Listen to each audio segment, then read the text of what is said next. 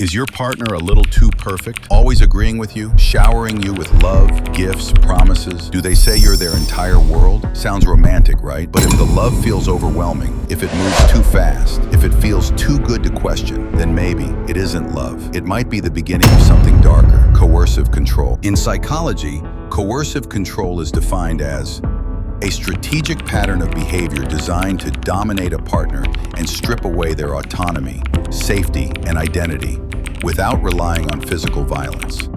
That's the textbook definition. But in real life, it looks like brainwashing or gaslighting in slow motion. It's not one big blow, it's 100 small cuts.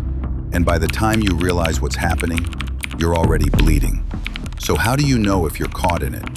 Let's break down the symptoms, the behaviors that creep in before the trap fully closes. Welcome to Facts in 5, where we explain the psychology behind pain that doesn't always leave bruises.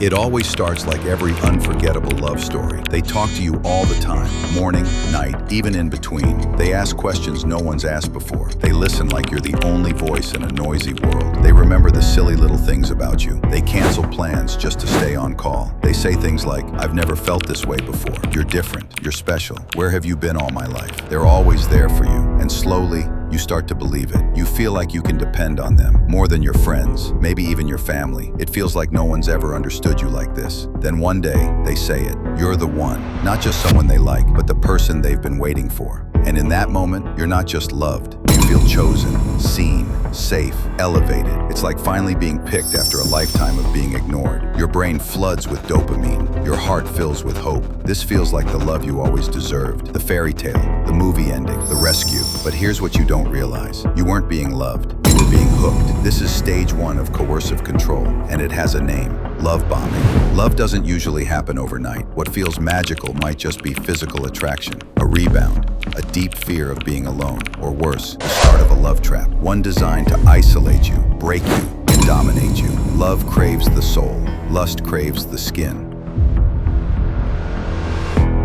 Now their attention feels like warmth. They want to talk all day, know every detail, what you ate, who you spoke to, where you're going, and you tell them happily, because for once it feels like someone truly cares, like you're finally seen. But slowly, something shifts. You start feeling like you're on call 24/7. If you don't reply fast enough, they go cold. Suddenly, you're the villain. You used to tell me everything. Why didn't you say you were out? Wow, I guess I'm not important anymore. So now, you're explaining yourself just for living your life. And when you ask for space, even a little silence to breathe, they make you feel guilty. I would never ignore you like this. I'm just trying to be close to you. Other people would love this kind of attention. What they call closeness starts to feel like emotional surveillance. This behavior gets triggered by fear. Fear of losing you, fear of losing control. Because deep down, it's not love. It's fear of abandonment, jealousy, and paranoia. And before you realize it, you've forgotten what it feels like to be alone without guilt. Love doesn't mean you lose your space when every second is shared, monitored. This is enmeshment, the stage where love becomes a leash. Healthy love respects your solitude.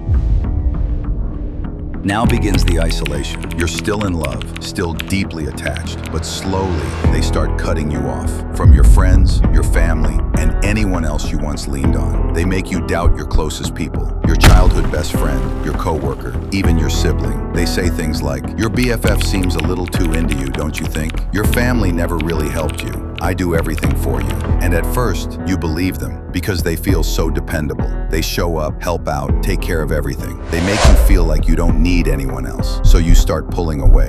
You skip family gatherings. You stop texting your old friends. You stop sharing things with anyone but them. And by the time you realize it, you're completely dependent, isolated, just where they wanted you. Because in their mind, if you have no one else to turn to, then you'll never leave, never cheat, never slip away. And this stage, this slow, quiet takeover, is called emotional siege. Because real love doesn't isolate you. Real love learns to grow with your world, not erase it. By this stage, you're baited and hooked, isolated, fully dependent on them. They've trapped you, and now they don't need to pretend anymore. The caring tone disappears. The affection is gone. They show their real face. You get ignored. Your texts go unanswered. And when you ask why, it turns into an argument, or worse, a threat. Sometimes it gets physical. Often it's emotional. They start blaming you for everything. You overreact. You're crazy. I still love you, but you're just too much. I've been busy, okay? The warmth is gone. So are the compliments. But they don't care because you have nowhere else to go. No one left to talk to. They've already rewired your mind to believe you can't trust anyone but them. This is where learned helplessness begins. You stop fighting back. You stop hoping. You just try to survive. And the version of them that once made you feel special now only shows up when they sense you might leave. This is the stage called devaluation. Real love doesn't stop once it has you. By now you're confused, exhausted, detached from your old life, your friends, even your own voice. They've broken you down, piece by piece, until the only person you depend on is the one who hurt you. And then, just when you're about to walk away, they soften. A sudden apology, a sweet message, a flash of who they used to be, and your brain lights up. Your heart says, maybe they still care. You stay, not because it's safe, but because the pain is now tied to love, where the hope that things will go back to the beginning keeps you locked in the end. And this loop never ends. You're stuck in a cycle. This is trauma bonding, the final stage. Real love doesn't lure you in just to break you down. This is what coercive control looks like. It starts off well, even beautiful, but by the end, the victim is trapped, confused, and isolated. It has many faces, from learned helplessness to trauma bonding. If you'd like to know more about these, there are links in the description. Coercive control doesn't always come with bruises. Sometimes it comes with sweet messages, late-night calls, and promises of forever. But love is not supposed to confuse you. It's not supposed to isolate you.